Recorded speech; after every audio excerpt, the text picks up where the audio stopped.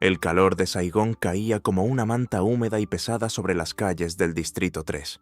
Eran las 4 de la tarde, la hora en que el sol, en su lento descenso, parecía dudar, quemando el asfalto una última vez antes de ceder el paso a la relativa frescura de la noche. El aire vibraba con el rugido incesante de 1.000.000 de motocicletas, una sinfonía caótica de motores, bocinas y el murmullo de innumerables conversaciones que se mezclaban con el aroma de la gasolina. El fo de los puestos callejeros y el dulce perfume de los jazmines que alguna valiente enredadera dejaba caer desde un balcón cercano. En una esquina, ajeno al torbellino de la vida urbana que lo rodeaba, se sentaba un hombre. Su puesto de trabajo era la simplicidad misma, una pequeña mesa plegable de metal, un par de taburetes de plástico rojo descolorido y un cartel escrito a mano con caligrafía pulcra, pero sin adornos. Sem Tuong, Joan Van Men, lectura de manos, adivinación del destino. El hombre se llamaba Quan. Para el mundo, era simplemente el señor Quan, el adivino. Tenía poco más de 30 años, pero sus ojos albergaban una calma profunda y antigua que contrastaba con su rostro, todavía marcado por la juventud, pero endurecido por experiencias que la mayoría de la gente de esa calle jamás conocería. Su piel estaba curtida por el sol, su pelo negro cortado al ras, al estilo militar. Vestía una sencilla camisa de algodón gris y unos pantalones oscuros, ropa funcional que no llamaba la atención. No había en él túnicas misteriosas, ni bolas de cristal, ni el más mínimo atisbo del misticismo que su profesión sugería. Parecía más un obrero en su descanso que un intermediario con el mundo de los espíritus, y sin embargo, la gente acudía a él. Una joven estudiante, con la mochila todavía colgada del hombro y una expresión de angustia en su rostro, se sentó en el taburete frente a él. Le tendió la mano con timidez. «Señor, estoy preocupada por mis exámenes. Y por mi novio», murmuró, casi inaudible por encima del ruido del tráfico. Quan tomó su mano con delicadeza. Sus dedos eran firmes y callosos, pero su tacto era sorprendentemente suave. No obstante, su mirada no se detuvo en las líneas de la palma de la chica. Se fijó en la ligera mancha de tinta azul en su dedo índice, en la marca de presión en el dedo corazón por sostener un bolígrafo durante horas. Observó sus uñas, mordidas hasta la carne, y la forma en que sus ojos se desviaban constantemente hacia su teléfono, que sostenía en la otra mano. «Tu línea de la sabiduría es fuerte y clara», dijo Quan con voz tranquila y monótona. «Has estudiado mucho. El conocimiento ya está en tu cabeza. La duda es el único enemigo que puede nublar tu mente». La chica asintió, absorbiendo sus palabras. Y él preguntó, con un hilo de voz. Quan soltó su mano y se reclinó ligeramente. Su mirada era penetrante pero no incómoda. El destino que buscas no está en la palma de tu mano, sino en la pantalla de ese teléfono. Esperas un mensaje que no llega. Un hombre que valora más su orgullo que tu paz mental no merece ocupar tus pensamientos antes de una prueba que definirá tu futuro. Concéntrate en lo que puedes controlar. El éxito te hará más atractiva que cualquier súplica. La estudiante se quedó boquiabierta. No era la respuesta florida que esperaba, llena de promesas de amor eterno o advertencias cósmicas. Era un consejo crudo, directo y dolorosamente preciso. Le pagó los pocos billetes que costaba la consulta. Hizo una pequeña reverencia y se fue, con la espalda un poco más recta que antes. El siguiente cliente fue un hombre de mediana edad, con el rostro surcado por el sudor y la preocupación. Llevaba una camisa de trabajo barata y sostenía un billete de lotería arrugado en su mano como si fuera un talismán sagrado. «Señor, por favor, dígame que estos son los números ganadores. Mi familia. Lo necesitamos». Quan ni siquiera miró el billete. Su atención se centró en las manos del hombre ásperas, con los nudillos hinchados y cicatrices de un trabajo manual y agotador. Vio su reloj de plástico barato y la desesperación pura que nublaba su mirada. «Hermano», dijo Quan, usando un término familiar y respetuoso, «la fortuna no reside en la tinta de este papel. Reside en la fuerza de estas manos que han construido y reparado, que han alimentado a una familia día tras día.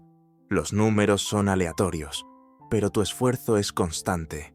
Tu verdadera riqueza no es un premio que esperas, sino el amor que te aguarda en casa. Ve con ellos. Hoy, tu presencia vale más que cualquier premio mayor». El hombre lo miró, primero con decepción, luego con una lenta comprensión. Apretó el billete de lotería hasta hacerlo una bola.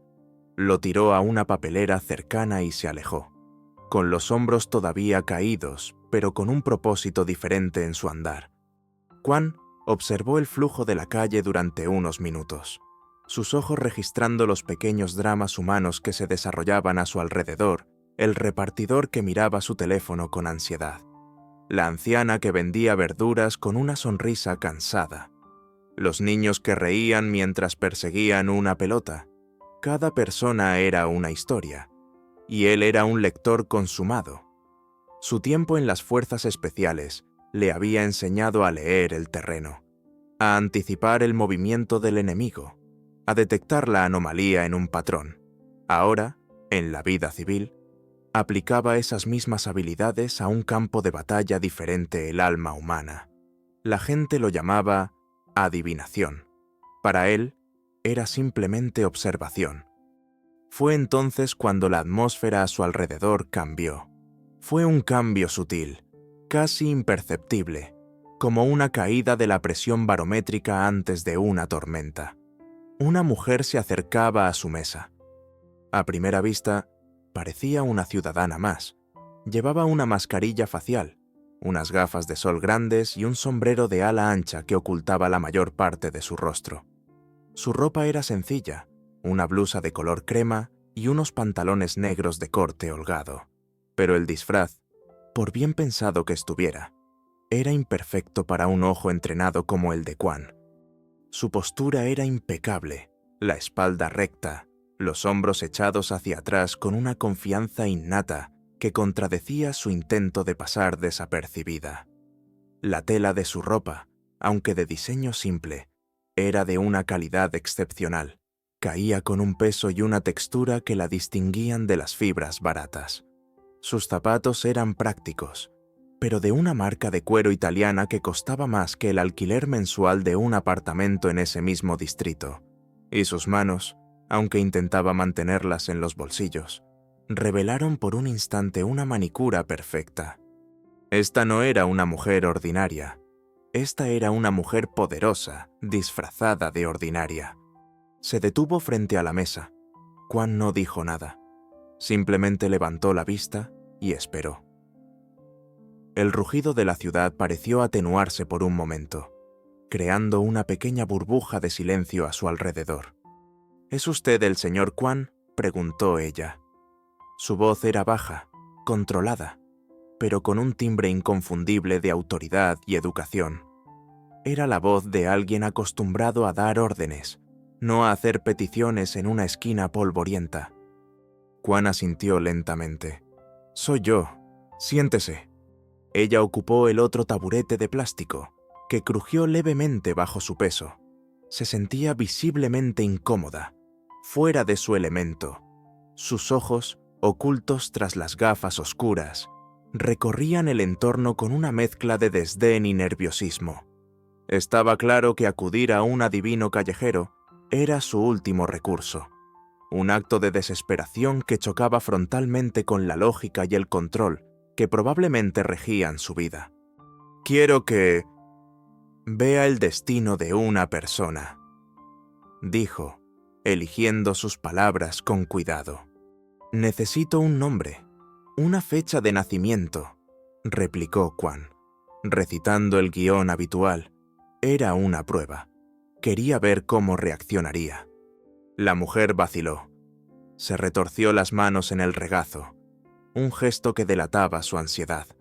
No puedo dar un nombre. Es complicado. Se trata de mi padre. Está enfermo. Muy enfermo. Mucha gente enferma, respondió Quan, su rostro una máscara impasible. Los hospitales están para eso. Una chispa de frustración brilló en ella. Los hospitales no pueden hacer nada, espetó, su voz perdiendo por un instante su estudiado control. Los mejores médicos del país, de Singapur, de Estados Unidos. Todos lo han visto. Hacen pruebas, análisis, exploraciones, y no encuentran nada. Dicen que sus órganos están sanos, pero su fuerza vital simplemente se está desvaneciendo, como una vela que se consume demasiado rápido. Quan permaneció en silencio, pero su mente estaba trabajando a toda velocidad. Fuerza vital desvaneciéndose. Esa no era una terminología médica. Era el lenguaje de la desesperación, de lo inexplicable. La forma en que sus puños se apretaron al mencionar a los médicos indefensos. Hablaba de una profunda desconfianza. Esto no era una simple enfermedad que los médicos no podían diagnosticar. Esto era algo más. Las hebras del destino a veces se enredan de formas complejas, dijo Quan, ofreciéndole la respuesta mística y vaga que la mayoría de la gente esperaba. Quería empujarla un poco más, ver qué había debajo de esa capa de desesperación. Funcionó. La mujer se inclinó hacia adelante, y la intensidad de su gesto fue tan palpable que pareció crear un campo de fuerza a su alrededor. Se quitó las gafas de sol, revelando unos ojos oscuros, inteligentes y llenos de una determinación feroz que luchaba contra un miedo abrumador. Era Huang Lanan, aunque Quan no conocía su nombre, pero sí reconoció su rostro por las portadas de las revistas de negocios. La presidenta del grupo Tin Fat. «No necesito lugares comunes», dijo con voz cortante. «Me han dicho que usted es diferente, que ve cosas que otros no ven». Abrió su bolso, un diseño de lujo discreto, y sacó no una cartera, sino un talonario de cheques de un banco privado. Lo puso sobre la mesa de metal con un golpe seco. El sonido fue extrañamente rotundo en medio del caos de la calle. «Ponga usted el precio. No le estoy pidiendo que prediga su muerte. Le estoy contratando para que la evite». La palabra clave resonó en el aire contratando. Aquello lo cambiaba todo. No era la súplica de una hija asustada a un místico. Era una oferta de empleo, un contrato, un objetivo. Lanan no había venido en busca de consuelo o profecías. Había venido a reclutar un operativo. Quan bajó la vista hacia el talonario de cheques en blanco. Luego la levantó para mirarla a los ojos. Vio la vulnerabilidad que ella intentaba ocultar con tanta fiereza. Vio el peso de un imperio sobre sus jóvenes hombros y el terror puro de perder a su padre. Se dio cuenta de que esta mujer no estaba loca, estaba acorralada, y su problema era infinitamente más peligroso que cualquier enfermedad natural. Durante un largo momento, Quan no dijo nada. Su mirada se desvió hacia la calle, hacia el flujo indiferente de la vida que continuaba su curso. Un universo entero, ajeno al drama silencioso, que se desarrollaba en su humilde mesa. Luego, su atención volvió a centrarse en ella, su calma como una roca en medio de la corriente. Ignoró por completo el talonario de cheques. En su lugar, hizo una pregunta que no tenía nada que ver con la astrología, el tarot o las líneas de la mano. Una pregunta que destrozó la fina fachada de su papel como adivino y reveló al estratega que había debajo. ¿Quién es la persona que más se beneficia de su muerte? La pregunta cayó en el silencio como una piedra en un estanque. Huang Lanan se quedó paralizada, su boca ligeramente abierta por la sorpresa. El shock en su rostro era total. No era la pregunta que un adivino haría jamás. Era la pregunta que haría un investigador, un soldado, Un cazador. Por primera vez, Lannan se dio cuenta de que el hombre sentado frente a ella, en su taburete de plástico en una esquina ruidosa, era mucho más de lo que aparentaba. El juego que ella había iniciado acababa de cambiar de reglas, y ni siquiera estaba segura de cuáles eran. La conmoción en el rostro de Huang Lannan duró apenas 3 segundos. Fue reemplazada por una máscara de acero, una expresión de intensa concentración mientras procesaba la pregunta de Quan. La pregunta no solo había roto el marco de la conversación, sino que había demolido todo el edificio. De repente, la desesperada búsqueda de una cura milagrosa se transformó en la cruda realidad de una investigación de asesinato. Todos, y nadie respondió finalmente. Su voz apenas un susurro, pero firme. Mi padre construyó un imperio. Hay rivales, competidores, incluso parientes lejanos que se sentirían felices con un pedazo del pastel. Pero el que más ganaría en el caos sería nuestro Cio, Le Trong. El nombre quedó suspendido en el aire viciado por el tráfico. Quan asintió lentamente, como si ella simplemente confirmara un dato que él ya conocía. Mi precio no está en ese talonario de cheques, dijo, empujándolo suavemente hacia ella con un dedo. Mi precio es el acceso total a su casa, a su personal, a los informes médicos de su padre, a los registros de seguridad. Y mi autoridad, dentro de los muros de su casa, será absoluta. Soy su última opción. Presidenta, si me contrata, jugará según mis reglas. Lannan lo miró fijamente. En los ojos de este hombre no había codicia, ni ego. Solo había una eficiencia helada, una competencia que era a la vez aterradora y profundamente tranquilizadora. Por primera vez en meses, no se sentía sola en su lucha. Acepto, dijo sin dudar. El viaje desde la bulliciosa esquina del Distrito 3 hasta la opulencia silenciosa de Tao Dien fue como cruzar a otra dimensión.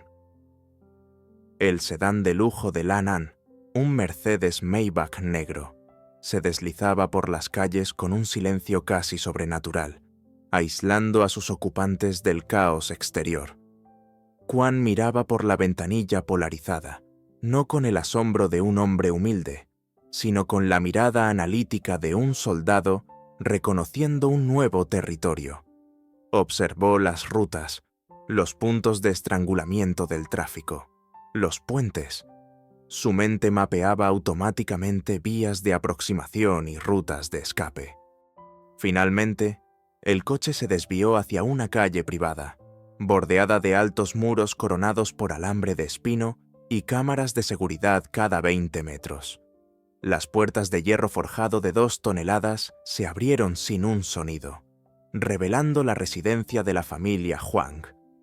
No era una mansión en el sentido clásico, era una fortaleza de cristal y acero, una obra maestra de la arquitectura moderna, con enormes ventanales que se extendían del suelo al techo, terrazas flotantes y una piscina infinita que parecía fundirse con el río Saigón a lo lejos. Era hermosa, imponente y tan fría e impersonal como la sala de juntas de una corporación. Quan la bautizó mentalmente la fortaleza de cristal. Parecía transparente, pero sabía que esas paredes de vidrio estaban diseñadas para mirar hacia afuera, no para permitir que otros vieran hacia adentro. Estaban llenas de reflejos y ángulos muertos. Al entrar, fueron recibidos por el jefe de seguridad, un ex policía corpulento llamado Tin, y la jefa de personal, una mujer mayor y severa llamada señora Hoa. Sus expresiones eran una mezcla de curiosidad y escepticismo, apenas disimulado. Señor Tin, señora Hoa, comenzó Lannan, su voz recuperando todo su tono de mando. Él es el señor Quan. Es un especialista en geomancia y flujo de energía vital. Estará aquí para evaluar el entorno y mejorar el ki de la casa para ayudar a la recuperación de mi padre.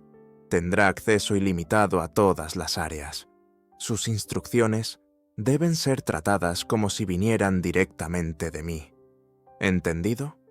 Ambos asintieron, aunque la confusión era evidente en sus rostros. Un maestro de Feng Shui, con la apariencia de un estibador, era, como mínimo, inusual. Quan hizo una leve inclinación de cabeza. Desempeñando su papel, ¿puedo comenzar mi evaluación? La energía negativa no espera. Su primera parada fue la sala de control de seguridad, mientras Tin le explicaba con orgullo su sistema de última generación, con docenas de monitores mostrando cada rincón de la propiedad. Quan deambulaba por la habitación, moviendo las manos como si sintiera las vibraciones del aire. «Ah, aquí», murmuró, deteniéndose detrás de la silla del operador.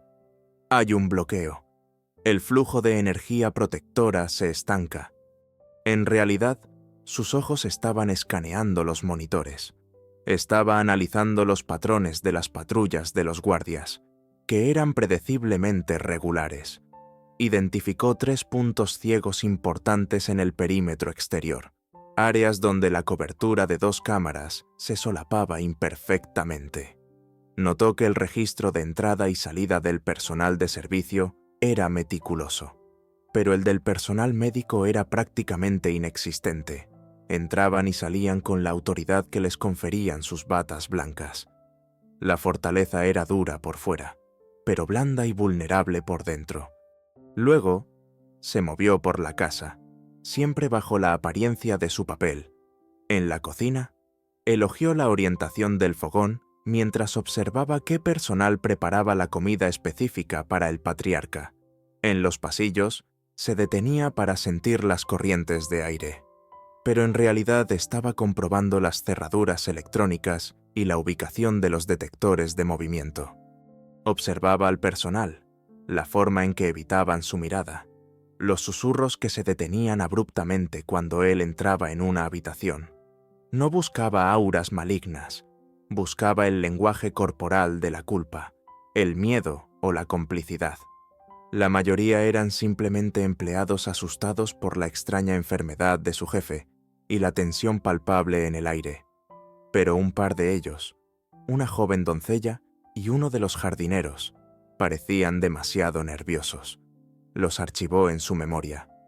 Finalmente, llegó el momento de entrar en la habitación del enfermo, el corazón de la fortaleza, el epicentro del misterio. Lannan lo guió hasta una suite en el segundo piso. La habitación era enorme, con una pared entera de cristal que ofrecía una vista panorámica del jardín y el río. Pero toda la belleza del exterior era anulada por la atmósfera estéril y clínica del interior. El olor a antiséptico dominaba el aire. En el centro de la habitación, en una cama de hospital de alta tecnología, yacía el legendario Huang Min. El hombre que había construido un imperio desde la nada era ahora una figura frágil y pálida, con la piel casi traslúcida pegada a los huesos. Respiraba superficialmente, con la ayuda de una cánula de oxígeno. Varios monitores emitían pitidos suaves y regulares, mostrando signos vitales que, aunque estables, estaban en el extremo inferior de lo normal. Era como un motor funcionando al ralentí, a punto de apagarse en cualquier momento. Una enfermera de unos 30 años, con una expresión eficiente pero carente de calidez, se levantó cuando entraron. «Presidenta».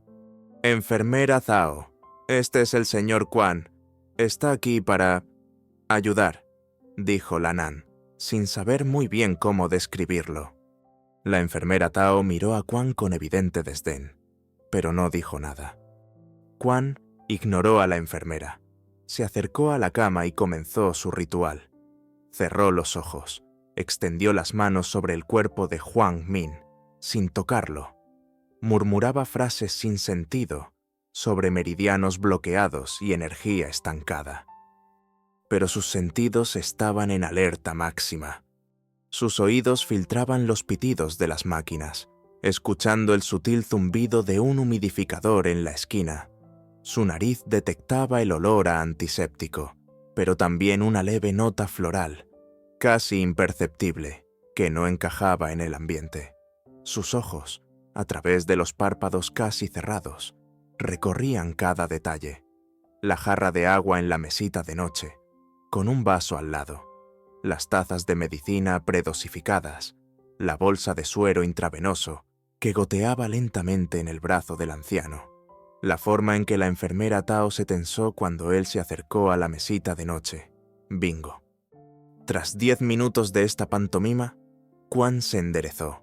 La energía en esta habitación está profundamente perturbada. Necesito estar a solas con la presidenta para discutir mis hallazgos. Una vez en el estudio privado de Lan An, una habitación revestida de madera oscura y libros, Quan abandonó toda pretensión. Su comportamiento cambió instantáneamente del místico excéntrico al comandante de campo. Su casa no tiene mala energía, presidenta. Tiene una seguridad pésima y, casi con toda seguridad, un traidor en su personal. Lan An se sentó, asimilando la franqueza de sus palabras. Olvide las maldiciones y los fantasmas, continuó Quan, paseando por la habitación. Su padre está siendo asesinado, lenta y metódicamente. Los síntomas que describe, ese desvanecimiento sin fallo orgánico específico, son clásicos de un envenenamiento crónico de baja dosis. Se detuvo frente a ella. Podría ser cualquier cosa. Un compuesto orgánico complejo extraído de alguna planta rara. Isótopos de metales pesados que no aparecen en los análisis de sangre estándar. Incluso una toxina biológica diseñada para imitar un declive natural por la vejez. Es un método brillante en su crueldad. Es profesional. El color desapareció del rostro de Lan An.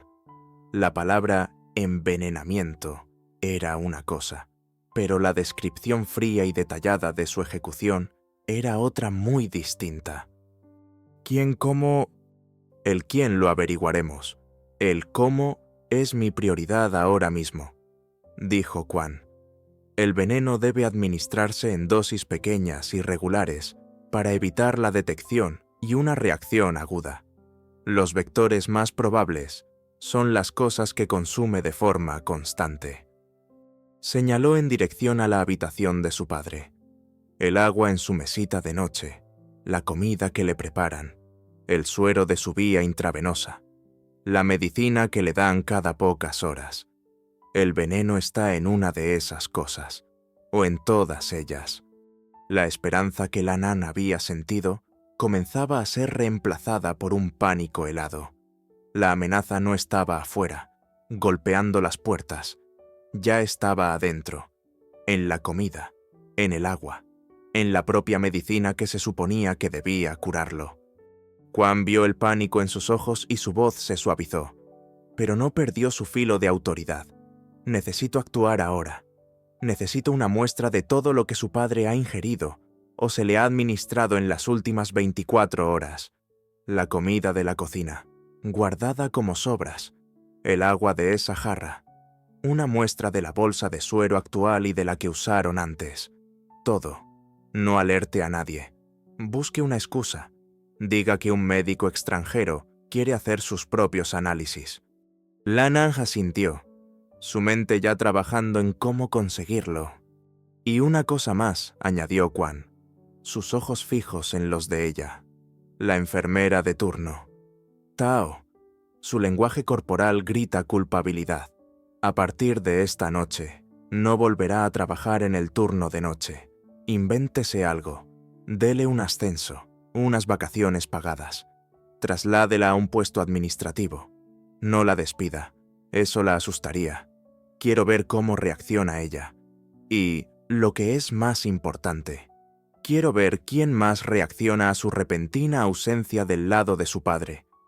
Ya no era un adivino callejero. Era un cazador colocando su primera trampa.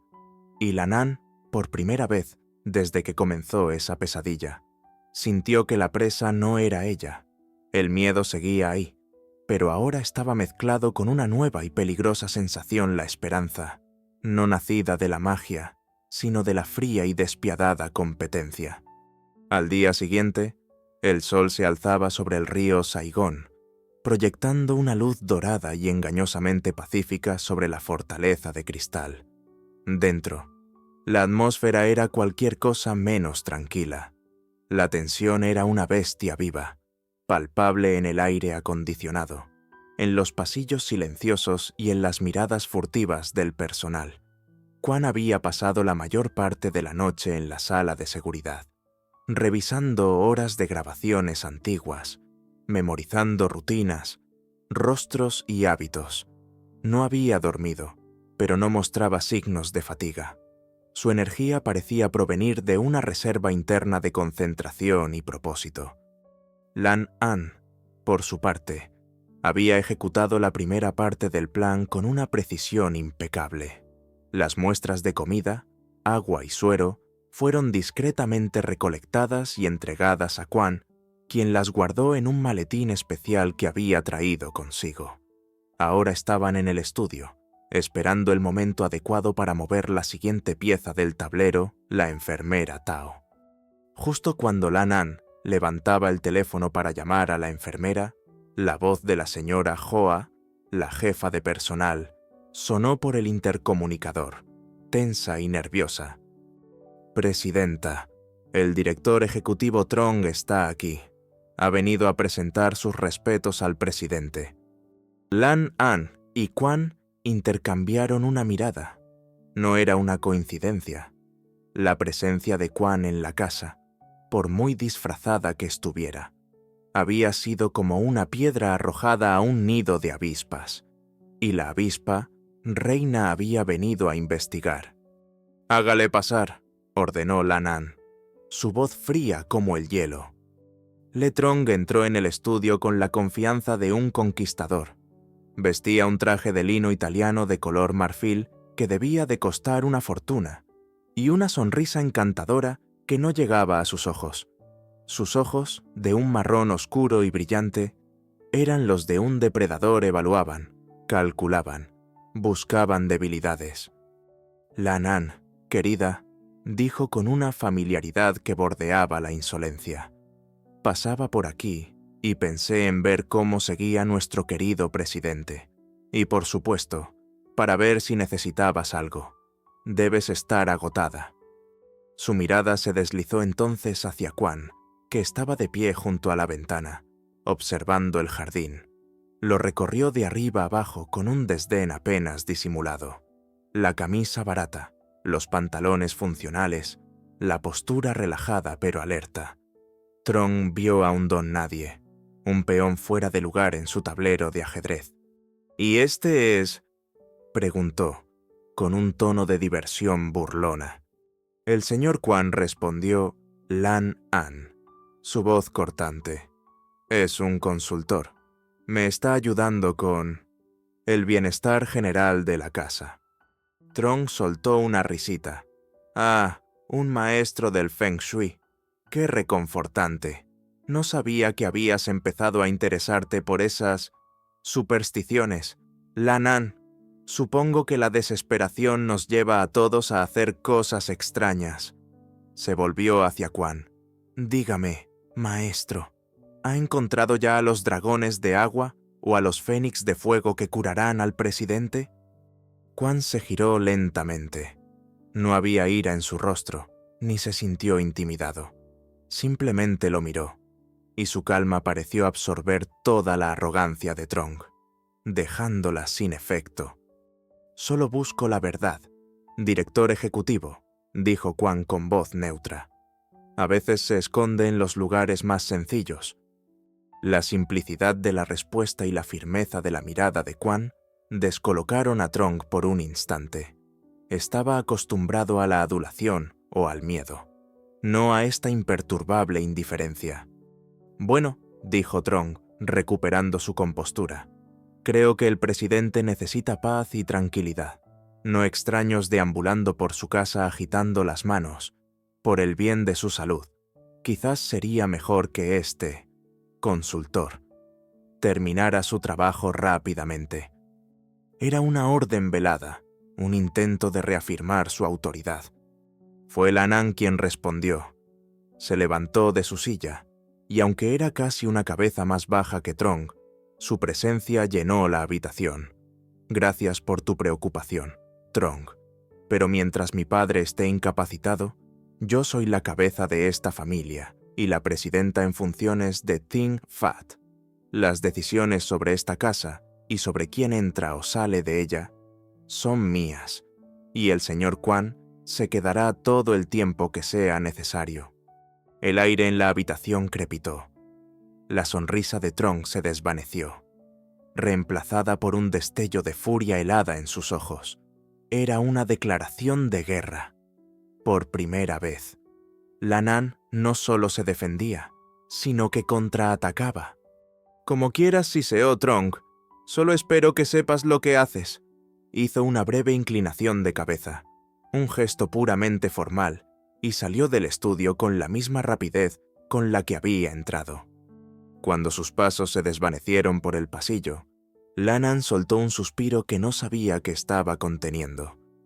«Ahora lo sabe», dijo. «Sabe que estamos investigando». «Bien», respondió Quan. «Un enemigo nervioso comete errores. Ahora, hagamos la llamada». Con una nueva determinación, Lannan llamó a la enfermera Tao a su estudio. La mujer entró unos minutos después, con su uniforme impecable y una expresión de curiosidad profesional. «¿Me llamaba presidenta?» «Sí, Tao, por favor, siéntese», dijo Lannan, adoptando un tono cálido y agradecido que había ensayado mentalmente. «Como sabe, estos han sido tiempos muy difíciles para mi familia, y quiero que sepa que hemos notado y apreciado enormemente su dedicación y su cuidado experto hacia mi padre». Tao pareció sorprendida. «Solo hago mi trabajo, presidenta». «Hace más que eso», continuó Lannan, «y por eso he decidido ascenderla.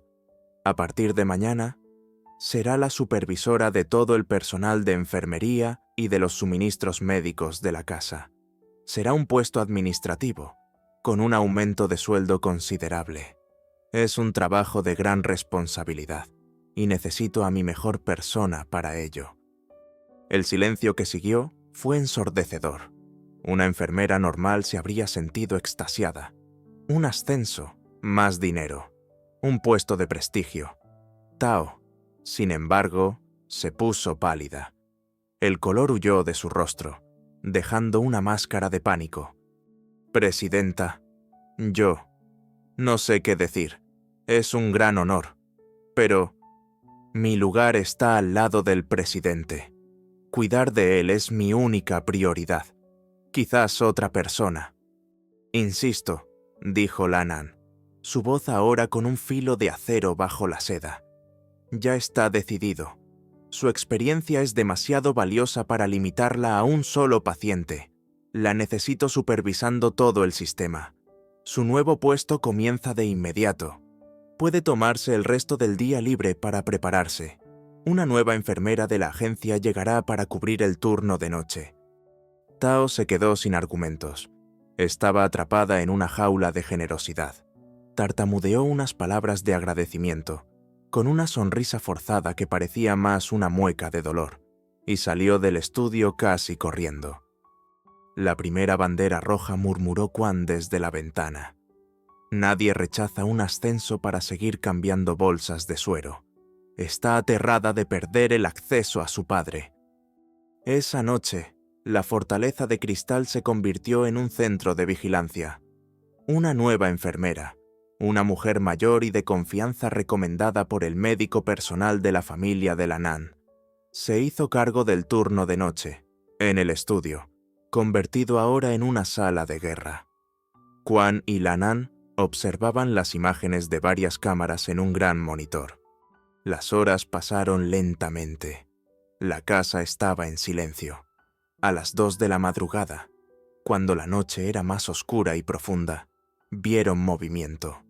No era Tao, era Lien, la joven doncella que Quan había notado el día anterior.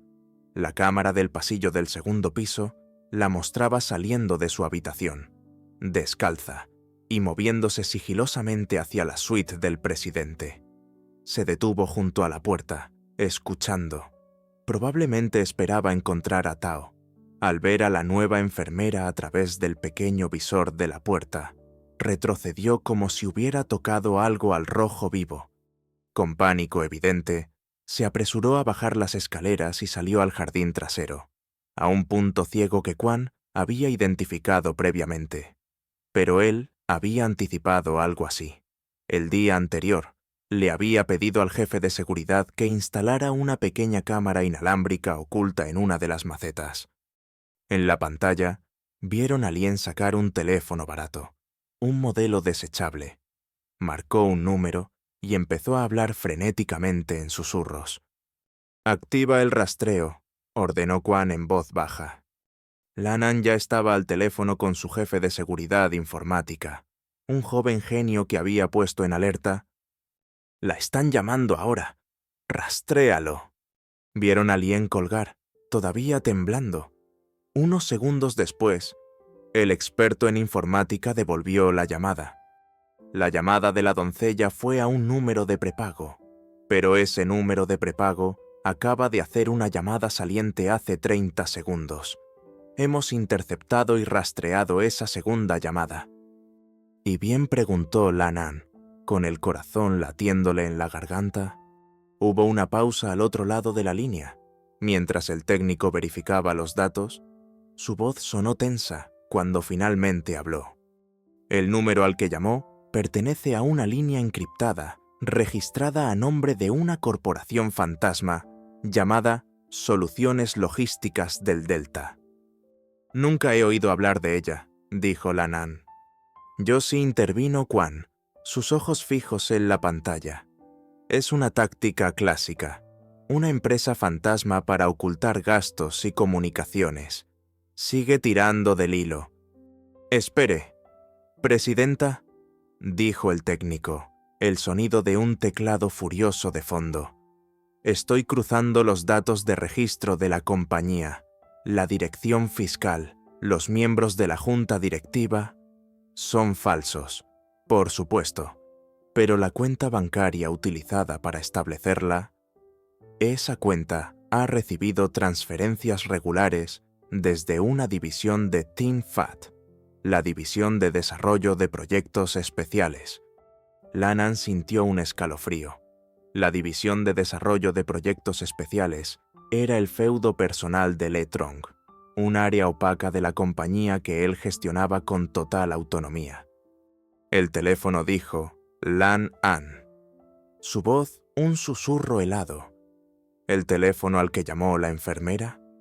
¿A quién pertenece?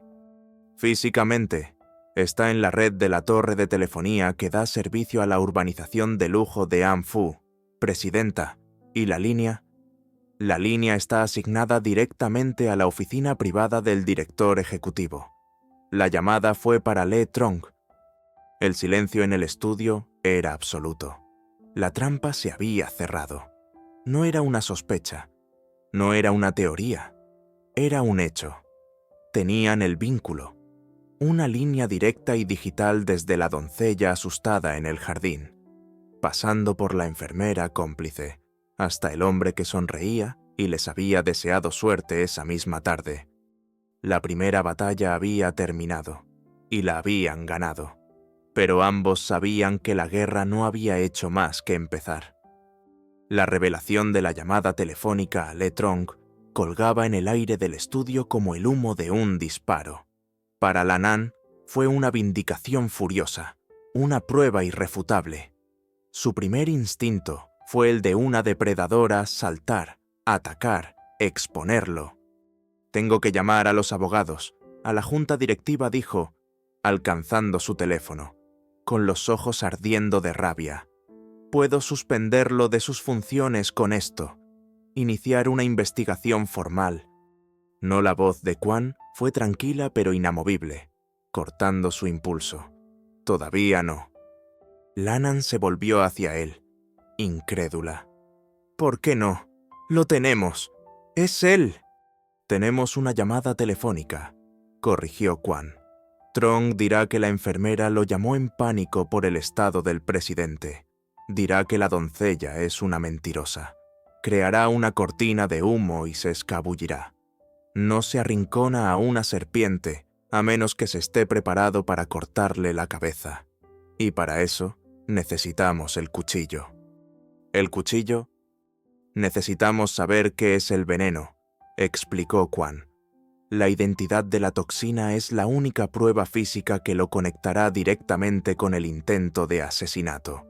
Con eso no tendrá escapatoria. Sin eso, solo tenemos un circo mediático que él probablemente ganaría. La lógica de Quan era tan fría y afilada como el acero. Apagó el fuego de la ira de Lan An y lo reemplazó por una determinación helada. Asintió. De acuerdo. ¿Qué hacemos? Los laboratorios convencionales no encontrarán lo que busco. Esto es obra de un especialista. Necesito ver a alguien fuera del sistema. Quan miró el maletín que contenía las muestras. Tengo que salir de la mansión. La idea visiblemente alarmó a Lan An. ¿Es seguro Trong ahora sabe que está aquí? Podría ponerlo bajo vigilancia. Lo sé, contaré con ello, dijo Quan. Mientras yo me ocupo del qué, usted se ocupará del por qué. Me ha dicho que Trong se beneficia del caos. Quiero que averigüe exactamente cómo. Use a su gente de confianza. Inicie una auditoría financiera encubierta y profunda de su división de proyectos especiales. Siga el dinero de esa compañía fantasma. Quiero saber a dónde va cada dong. Le estaba dando una misión, un frente de batalla propio. Era una estrategia brillante, manteniéndola ocupada y utilizando sus fortalezas mientras él utilizaba las suyas. Quan abandonó la fortaleza de cristal no en el Maybach de Lan An, sino a pie. Salió por una puerta de servicio y se mezcló con la vida de la ciudad. Durante las siguientes 2 horas, llevó a cabo una serie de maniobras de contravigilancia que eran una segunda naturaleza para él. Tomó 3 autobuses diferentes, se bajó en paradas aleatorias, entró en un mercado abarrotado y salió por el otro lado. Cambió de taxi 2 veces y caminó en sentido contrario por calles de un solo sentido. Estaba limpiando su rastro, asegurándose de que cualquier cola que Trong pudiera haberle puesto se perdiera en el laberinto de Saigón. Finalmente, tomó un último taxi que lo llevó a las afueras de la ciudad, a una zona donde los rascacielos daban paso a campos y viveros. Se detuvo frente a un enorme invernadero, un lugar caótico y exuberante llamado el Jardín de Bach. El lugar era un laberinto de plantas raras y exóticas. Orquídeas de colores imposibles colgaban del techo. Helechos gigantes creaban marquesinas de sombra, y el aire era espeso y húmedo, cargado con el aroma de tierra mojada y flores extrañas. En medio de este caos botánico, encontró a su hombre. Bach era un hombre delgado y enjuto, con el pelo revuelto y unos ojos que brillaban con una inteligencia nerviosa detrás de unas gafas gruesas. Estaba trasplantando una planta de aspecto siniestro, con hojas de un color púrpura oscuro casi negro. A su alrededor, entre las macetas y los sacos de fertilizante, había material de laboratorio, vasos de precipitados, un microscopio antiguo y un cromatógrafo de gases portátil. «Llegas tarde», Quan dijo Bach sin levantar la vista. «Mis droseras están esperando su almuerzo». «Tenía que asegurarme de que el postre no me siguiera», respondió Quan, dejando el maletín en una mesa libre. Bach finalmente levantó la vista. Una sonrisa torcida apareció en su rostro. Siempre el profesional. ¿Qué desastre has encontrado esta vez? Espero que sea más interesante que el último industrial que pensaba que su socio lo estaba envenenando con arsénico. Fue tan decepcionantemente clásico. La camaradería entre ellos era evidente, forjada en un pasado que ambos preferían no mencionar. Habían servido juntos en la misma unidad de operaciones especiales. Eran los 2 únicos supervivientes de una misión en las tierras altas centrales que había salido terriblemente mal. una emboscada que se debió a un fallo de inteligencia y a un arma no convencional que nunca vieron venir. Esa misión fue la que empujó a Quan a la vida civil y a Bach a este exilio autoimpuesto, rodeado de sus venenos vegetales. «Esto es más elegante», dijo Quan, abriendo el maletín y mostrándole las muestras etiquetadas. «Un pez gordo. Se está desvaneciendo lentamente. Los médicos no encuentran nada. Los signos vitales son estables, pero bajos. Letargo crónico, confusión mental intermitente, pérdida de masa muscular». Bach se frotó las manos con una alegría casi infantil. «Ah, un rompecabezas». Se puso unos guantes y comenzó a examinar las muestras, oliendo, observando la viscosidad, colocando una gota de cada una en diferentes portaobjetos. Los síntomas que describes suenan a un inhibidor de la acetilcolinesterasa de acción lenta, o quizás una toxina peptídica sintética diseñada para atacar los canales de potasio a nivel celular. Durante la siguiente hora, Quan observó mientras Bach trabajaba. Era un ballet de precisión caótica. El hombre que parecía un jardinero loco se movía con la eficiencia de un científico de clase mundial, realizando pruebas preliminares, murmurando para sí mismo sobre alcaloides y metales pesados. «No es un veneno simple», dijo finalmente Bach, mirando a través de su microscopio. «Quienquiera que haya hecho esto, sabía lo que hacía. La base parece ser botánica, de una planta del sudeste asiático, pero ha sido modificada, refinada. La han hecho soluble en agua, casi indetectable al gusto y diseñada para evadir las pruebas toxicológicas estándar. Es cruel, pero tengo que admitirlo. Es una obra de arte. Necesitaré al menos 24 horas para aislar el compuesto exacto y empezar a pensar en un antídoto». «¿Puedes hacerlo?», preguntó Quan. «¿Dudas de mí?», replicó Bach, ofendido. «Sobreviví a lo de las tierras altas. ¿No puedo con esto? Ahora vete. Me distraes».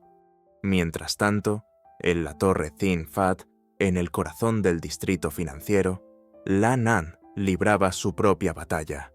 Había reunido a un pequeño equipo de 3 de sus auditores forenses más leales en una sala de conferencias segura, bajo el pretexto de una auditoría de rutina para un proyecto de expansión. Se sentía de nuevo en su elemento. Los números, los balances, los rastros de papel. Este era un lenguaje que entendía tan bien como Quan entendía el lenguaje de la violencia y el engaño. «Quiero que desmenucen la división de proyectos especiales de Letrong», ordenó, su voz tranquila pero cargada de autoridad. «Comiencen con la empresa Fantasma. Soluciones logísticas del Delta. Sigan cada factura, cada transferencia. No dejen piedras sin remover. Esto es extraoficial. La discreción es primordial». Lo que encontraron fue peor de lo que había imaginado. No eran solo unas pocas facturas falsas. Era un sistema de corrupción a escala industrial. Durante años, Trong había estado desviando millones de dólares a través de una red laberíntica de corporaciones fantasma, contratos inflados con proveedores inexistentes y pagos por servicios de consultoría a empresas registradas en paraísos fiscales como las Islas Vírgenes Británicas y Panamá. Estaba desangrando a la compañía desde dentro. Pero el verdadero golpe llegó al final de la tarde. Uno de los auditores, un joven brillante llamado Hung, logró romper el cortafuegos de un banco de inversión suizo utilizado por una de las empresas fantasma. Descubrió el propósito final de todo ese dinero robado. No estaba destinado a un yate o a una mansión en la Riviera.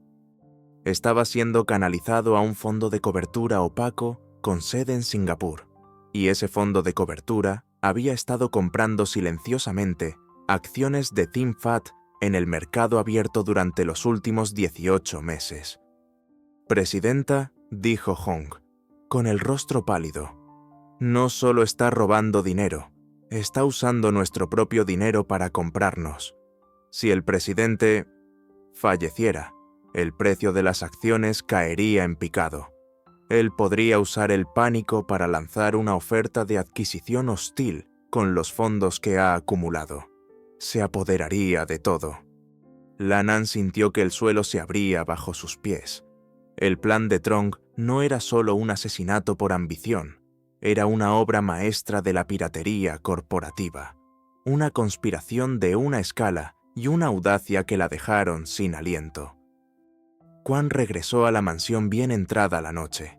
Encontró a Lannan en el estudio, no rodeada de miedo, sino de una furia gélida.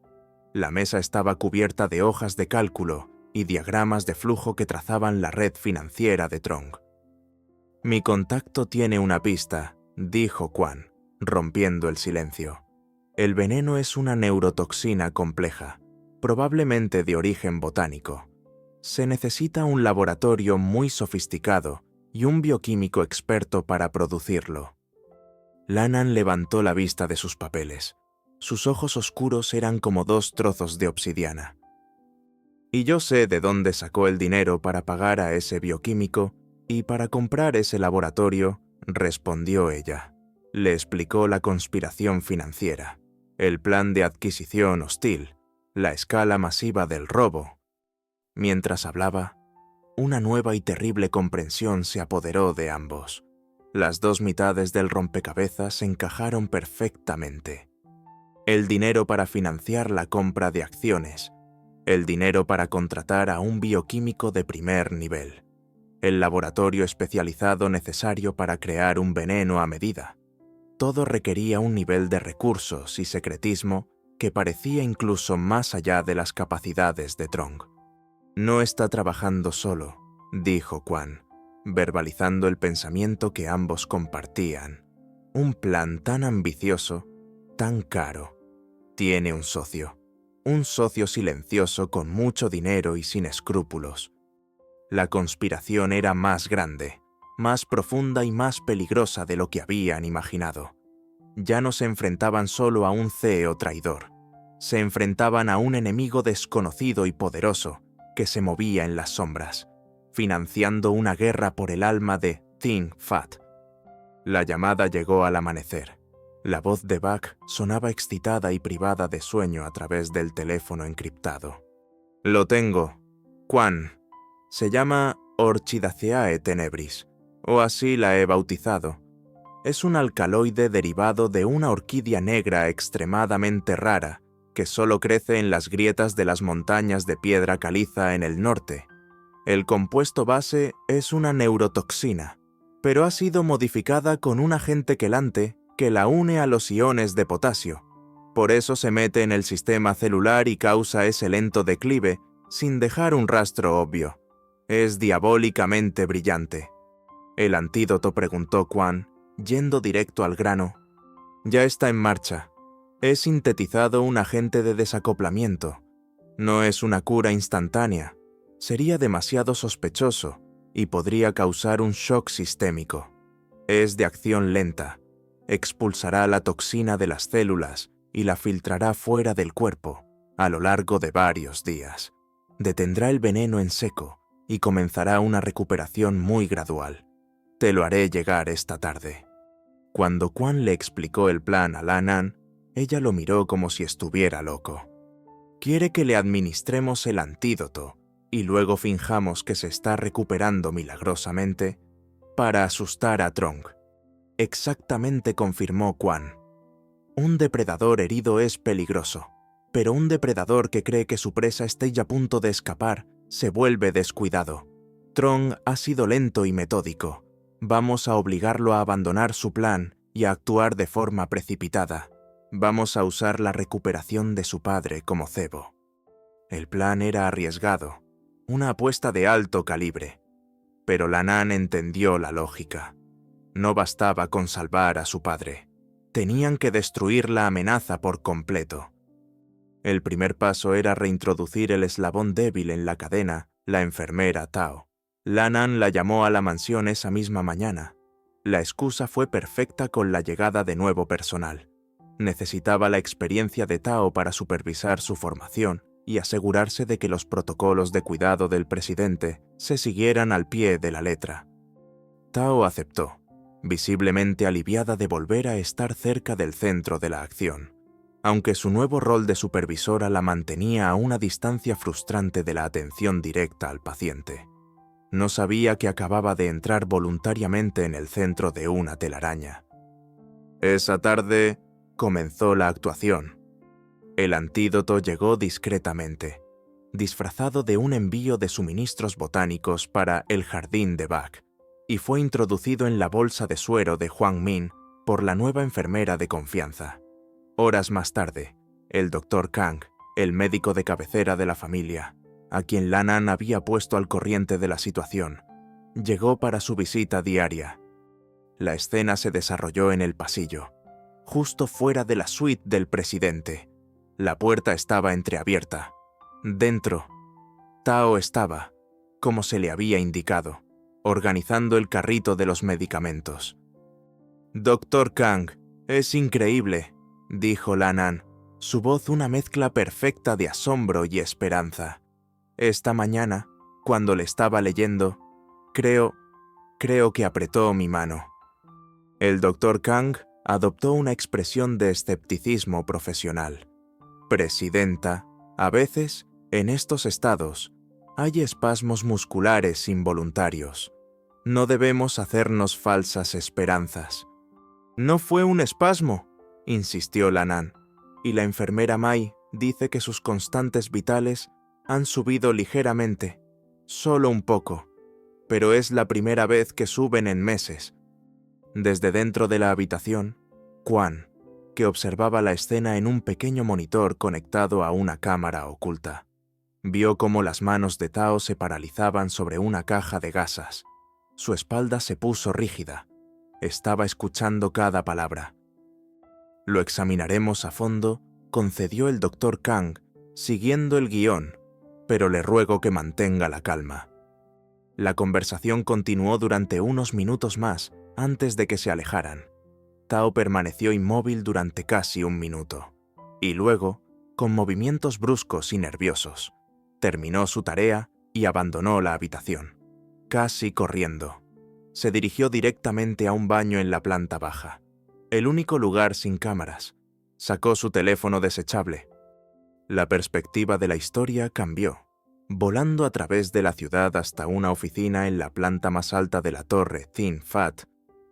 Le Trong estaba revisando los informes del mercado de valores cuando su teléfono encriptado vibró. Era el número de Tao.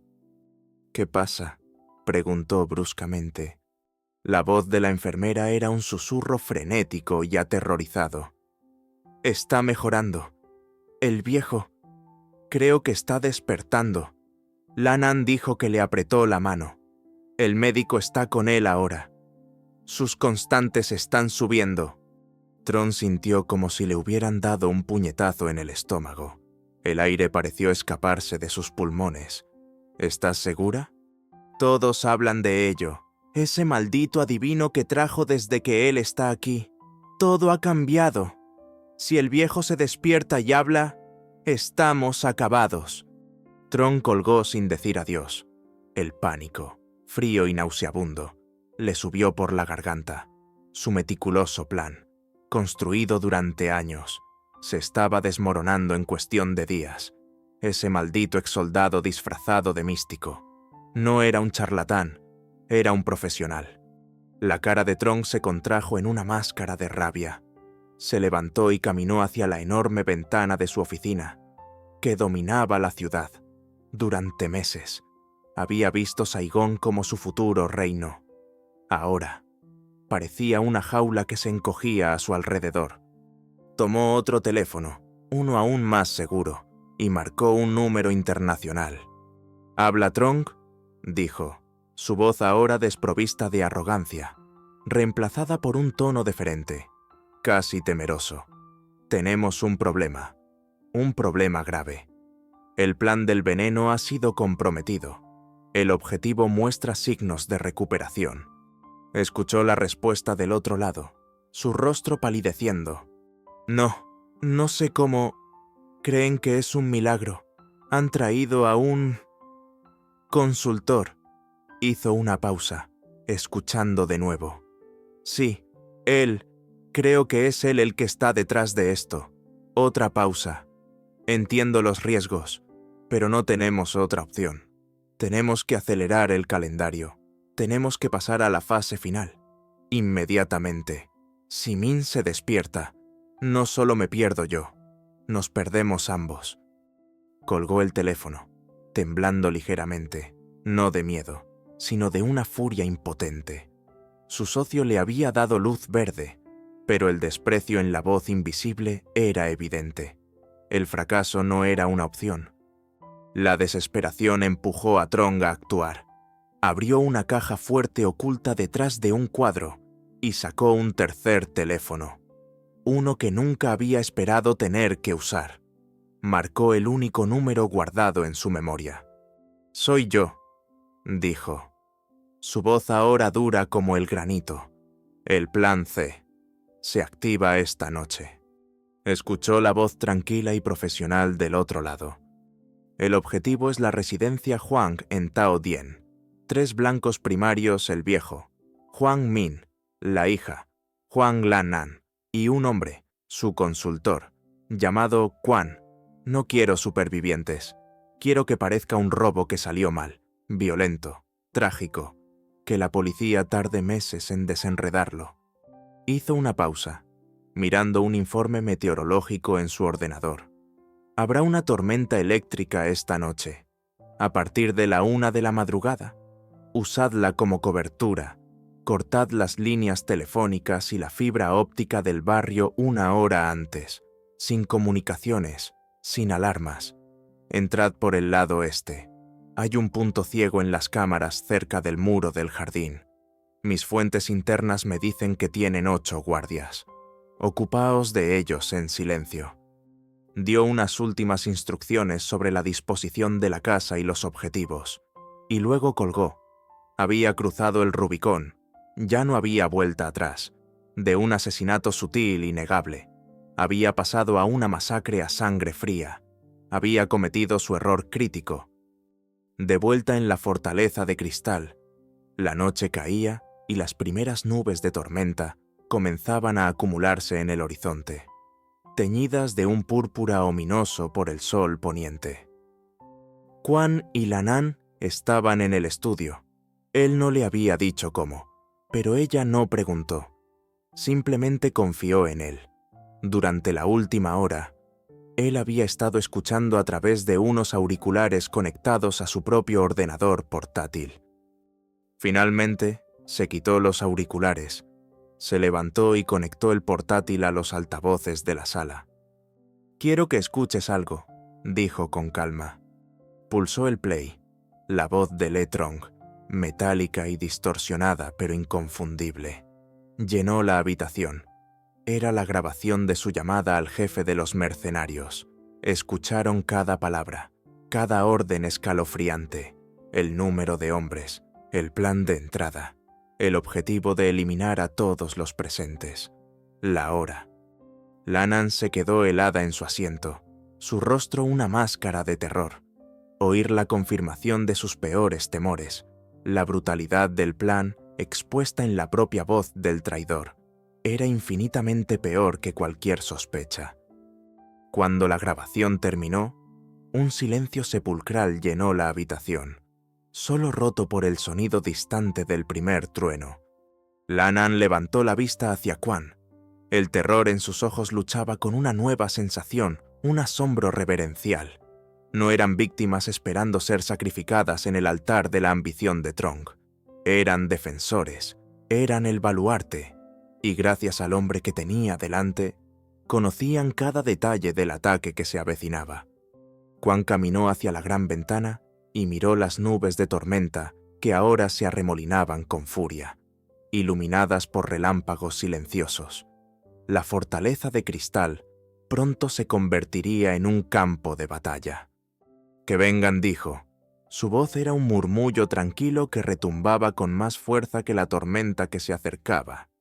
El sonido de la voz grabada de Letron se desvaneció, dejando un silencio tan profundo y pesado que parecía tener peso físico.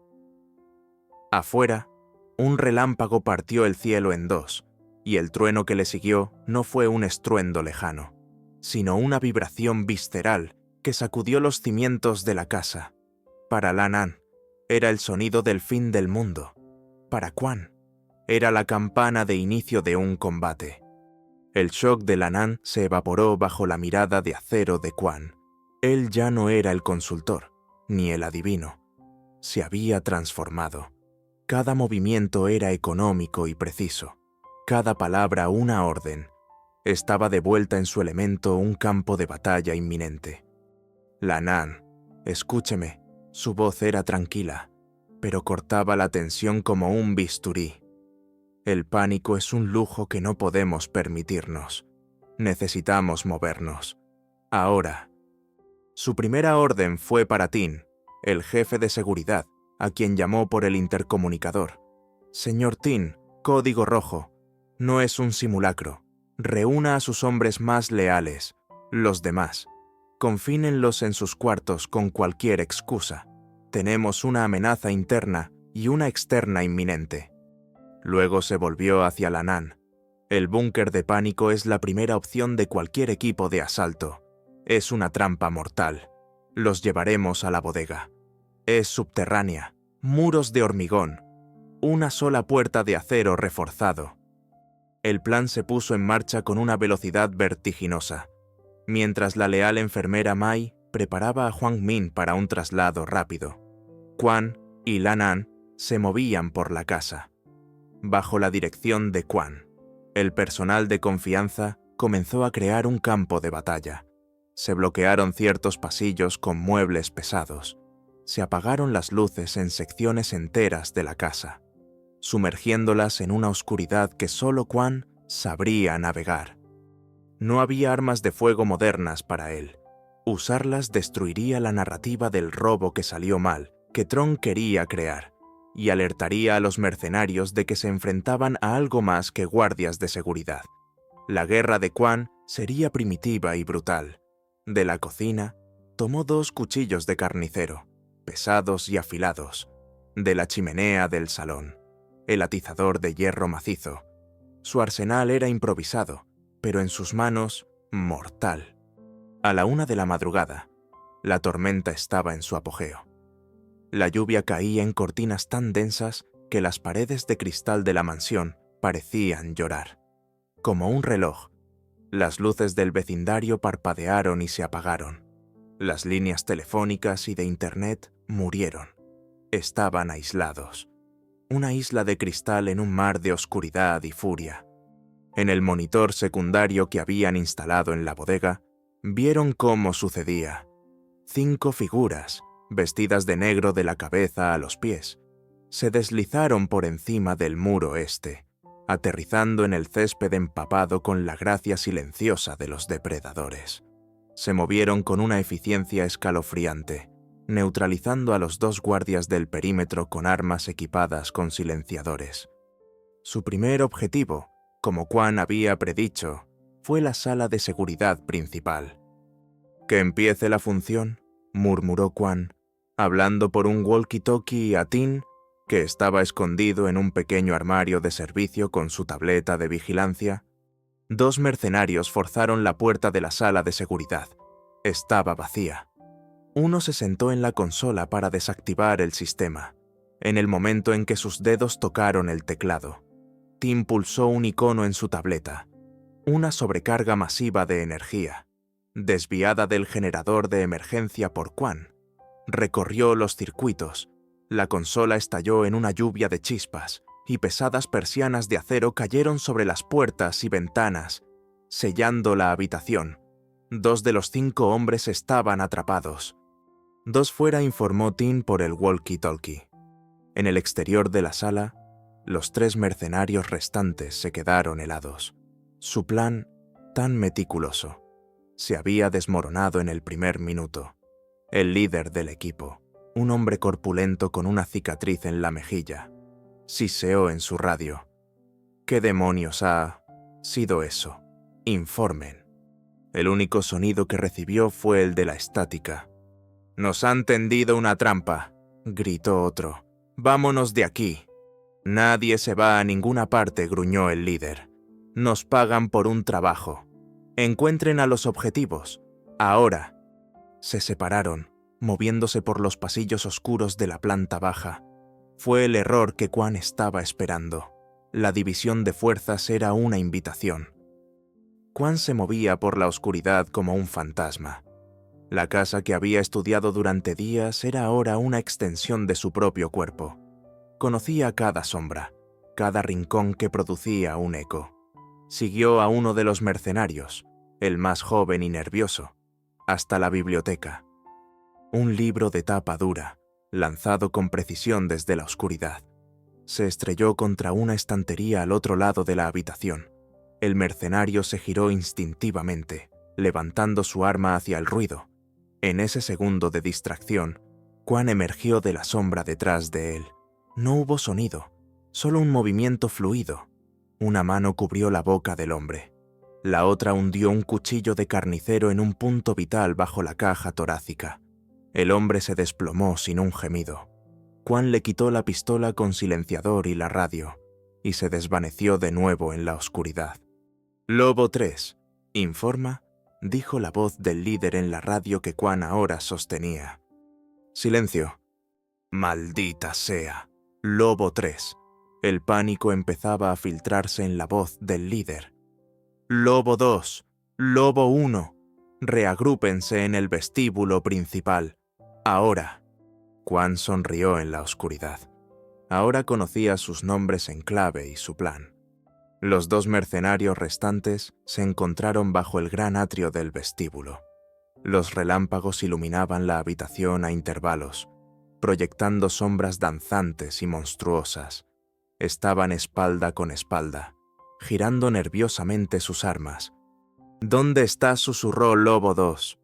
Una voz pareció salir de las propias paredes, baja y resonante, magnificada por la acústica del vestíbulo. La voz de Quan, a través de la radio del hombre caído. «Cord». Los dos hombres saltaron, disparando a las sombras. Sus balas destrozaron un jarrón Ming y se incrustaron en una pared de caoba. «¡Deja de jugar, cobarde!», gritó el líder. «Lobo 1». Quan ya no estaba jugando. Mientras ellos disparaban a fantasmas, él se había deslizado por la escalera de servicio y estaba ahora en la galería del segundo piso que daba al vestíbulo. Con el atizador de hierro en la mano, se lanzó por encima de la barandilla. Aterrizó directamente sobre Lobo 2, su peso y el arma improvisada aplastando al hombre contra el suelo de mármol con un crujido nauseabundo. El hombre quedó inconsciente al instante. Lobo 1, el líder, se giró, con los ojos desorbitados por la sorpresa y el miedo. Disparó, pero Quan ya estaba rodando, usando el cuerpo caído de Lobo 2 como escudo. El mármol a su lado estalló en pedazos. Ahora estaban cara a cara, el mercenario profesional contra el soldado fantasma. El líder era grande y fuerte, pero Quan era más rápido, moviéndose con una fluidez letal. Esquivó una ráfaga de disparos y se lanzó hacia adelante, acortando la distancia. El arma de fuego se volvió inútil. Comenzó una danza brutal. El mercenario sacó un cuchillo de combate, lanzando tajos expertos. Quan los paraba con el atizador de hierro, el sonido del metal chocando contra el metal resonando en la sala. Un relámpago iluminó sus rostros, crispados por el esfuerzo. «Ningún maldito adivino lucha así», jadeó el líder, retrocediendo. «¿Quién eres?». Quan no respondió. En un movimiento, enganchó el cuchillo del hombre con el atizador, lo desarmó y le propinó un golpe en la sien. El mercenario se tambaleó, aturdido. Quan no le dio tiempo a recuperarse. Una serie de golpes rápidos y precisos, a las articulaciones, rodilla, codo, hombro lo derribaron. El hombre cayó de rodillas, derrotado. Justo cuando Quan se acercaba para rematarlo, un dolor agudo y ardiente le recorrió el costado. Uno de los hombres atrapados en la sala de seguridad había logrado romper el cristal reforzado de la ventana y le había disparado. La bala solo lo había rozado, pero el impacto lo hizo trastabillar. El líder aprovechó la oportunidad, se abalanzó sobre Quan y ambos cayeron al suelo en una lucha desesperada. Era fuerza bruta contra técnica. Rodaron por el suelo de mármol, entre los restos de muebles destrozados, sus jadeos ahogados por el rugido de la tormenta. Finalmente, Quan logró hacerse con el control. Con un último estallido de adrenalina, golpeó la cabeza del líder contra el suelo de mármol. 1, 2, 3 veces. El hombre quedó flácido. Silencio. La casa, que momentos antes era un infierno de violencia, quedó en un silencio repentino y absoluto. La tormenta afuera comenzaba a amainar, sus truenos ahora un murmullo lejano. Quan se puso de pie, respirando con dificultad. La herida en su costado sangraba profusamente, manchando su camisa gris.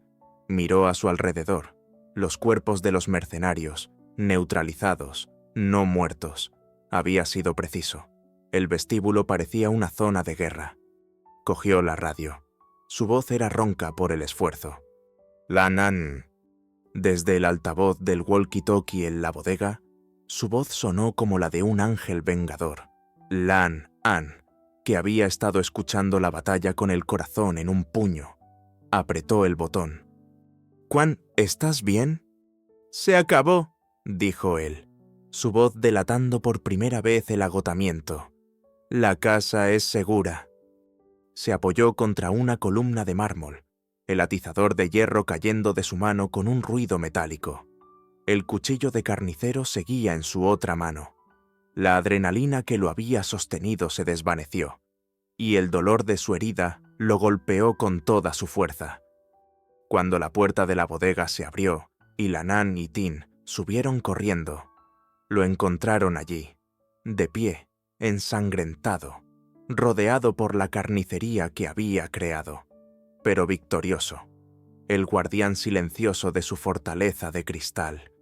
La primera luz del alba se filtraba a través de las paredes de cristal destrozadas del vestíbulo, una luz pálida y gris que revelaba la verdadera escala de la devastación. El mármol blanco estaba manchado de sangre y escombros. Muebles que valían una fortuna estaban reducidos a astillas, y en medio de todo, los cuerpos inconscientes de los mercenarios estaban siendo asegurados por los leales guardias de Tin. Lan An corrió al lado de Quan, su rostro una mezcla de horror y una gratitud tan inmensa que le robaba las palabras. La enfermera Mai, con una calma profesional que desafiaba el caos, ya estaba cortando la camisa de Quan para examinar la herida de su costado. «Es un surco limpio. La bala pasó de largo, doloroso, pero no hay daños graves», anunció, ya aplicando un vendaje de presión. Quan hizo una mueca de dolor, pero su mente estaba clara. Se apoyó en Lan An para mantenerse en pie y le dio su siguiente orden. «Llame a la policía, pero no a la comisaría local. Llame directamente al general Bin del Ministerio de Seguridad Pública. Dígale que es un asunto de seguridad nacional. Use mi nombre. Él entenderá». Lan An se quedó atónita. El general Bin era una leyenda, un hombre incorruptible y uno de los oficiales de más alto rango del país. Que Quan lo conociera personalmente y pudiera usar su nombre como una llave. Revelaba otra capa más de su misterioso pasado. Hizo la llamada de inmediato. Mientras la fortaleza de cristal comenzaba a llenarse de equipos forenses de élite y de los discretos hombres de negro del general Bin, la escena se trasladó al otro lado de la ciudad. En su ático de lujo, Le Trong esperaba. La botella de whisky a su lado estaba medio vacía. Miraba el sol naciente, esperando la llamada de su jefe de mercenarios confirmando el éxito. La llamada nunca llegó. En su lugar, la puerta de su apartamento fue derribada por un ariete. El general Bean en persona, un hombre de rostro severo y ojos que parecían leer el alma. Entró seguido por un escuadrón de investigadores de élite. Trong se quedó paralizado, con el vaso de whisky en la mano. Su mundo se derrumbó en ese instante. «Le Trong», dijo el general Bean, su voz retumbando como el granito. «Está usted arrestado por intento de asesinato, conspiración para cometer asesinato y fraude corporativo a gran escala». Trong intentó farfullar, protestar su inocencia, hablar de sus derechos, de sus abogados, pero su arrogancia se había desintegrado, dejando solo a un hombre patético y aterrorizado. Las pruebas cayeron sobre él como una avalancha. El líder de los mercenarios, una vez confrontado por el general Bean, cantó como un pájaro, detallando cada aspecto de su contrato con Trong. La enfermera Tao y la doncella Lien, bajo interrogatorio, confesaron todo entre sollozos. Los auditores de Lannan presentaron un informe de 200 páginas que detallaba el fraude masivo y el plan de adquisición hostil. Y la pieza final, la grabación de la propia voz de Trong ordenando la masacre, fue reproducida en la sala. La máscara de Trong se rompió por completo. Se desplomó en una silla. Su rostro una ruina de sudor y lágrimas. El hombre que se había creído un rey, un maestro titiritero, fue sacado de su palacio de cristal esposado, reducido a lo que siempre había sido un criminal vulgar consumido por su propia codicia. De vuelta en la mansión Huang, la luz del sol ahora llenaba el cielo. El amanecer de la justicia era brillante y claro.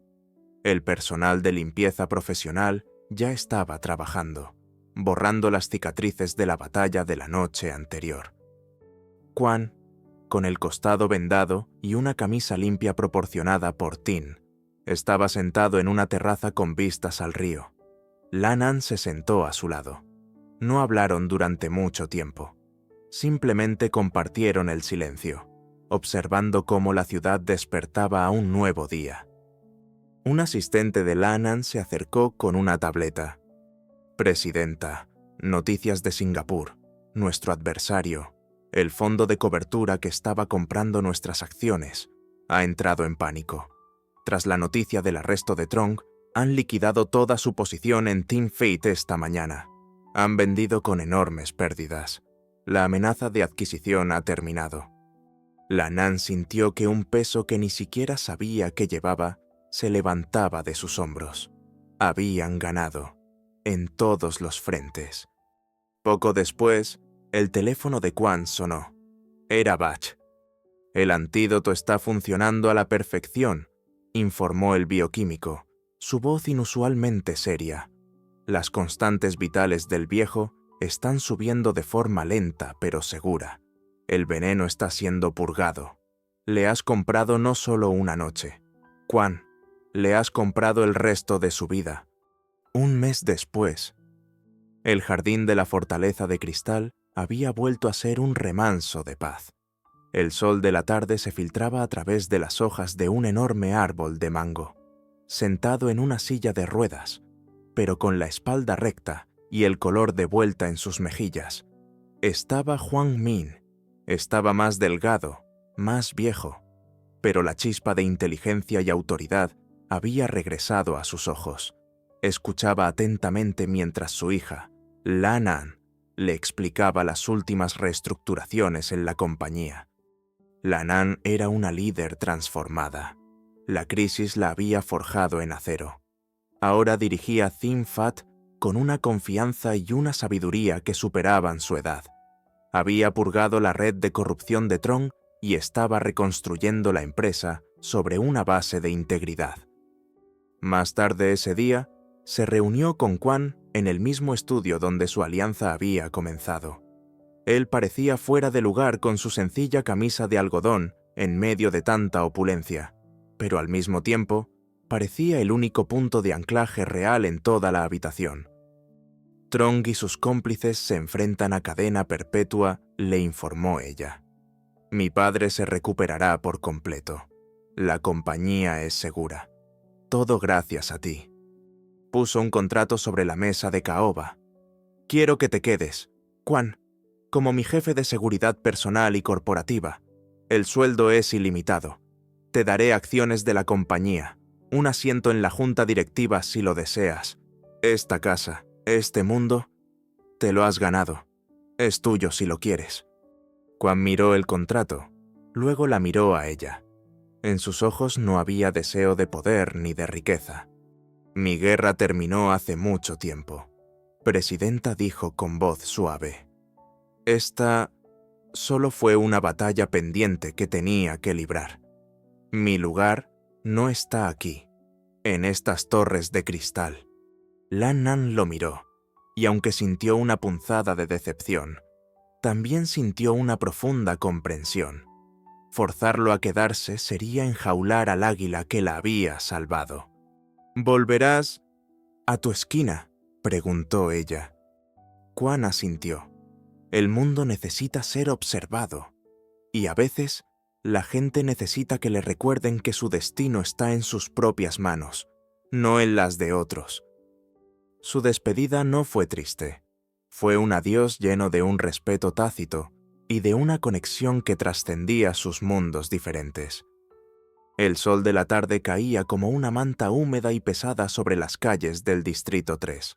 En la esquina de siempre, bajo un cartel que decía Sem Tuong, Joan Van Men, se sentaba un hombre en un taburete de plástico. Observaba el fluir de la vida. Su rostro una máscara de calma. Para el mundo, volvía a ser simplemente el señor Quan, el adivino. Un Mercedes Maybach negro, silencioso e incongruente en medio del caótico tráfico. Se detuvo junto a la acera. La puerta se abrió y de ella salió Huang Lan An. No llevaba un traje de negocios, sino unos vaqueros y una sencilla blusa de seda. No había séquito, ni guardias. Cruzó la calle y se detuvo frente a la pequeña mesa plegable. Una sonrisa genuina, libre de la tensión del pasado, iluminaba su rostro. Se sentó en el otro taburete de plástico, que crujió familiarmente. Tenía antojo de un té helado de la calle, dijo, su voz mezclándose con el ruido de la ciudad, y he pensado que quizás podrías leerme el futuro. Quan levantó la vista. Por primera vez, una sonrisa real, no una máscara. Curvó sus labios. No le pidió la mano. No miró las líneas de su palma. Simplemente la miró a ella, a sus ojos brillantes y llenos de vida, y luego a la calle bulliciosa que los rodeaba, a un futuro que se desplegaba, impredecible y lleno de posibilidades. El soldado había vuelto a casa, el adivino estaba en su puesto, y la presidenta había encontrado, por fin, a un amigo.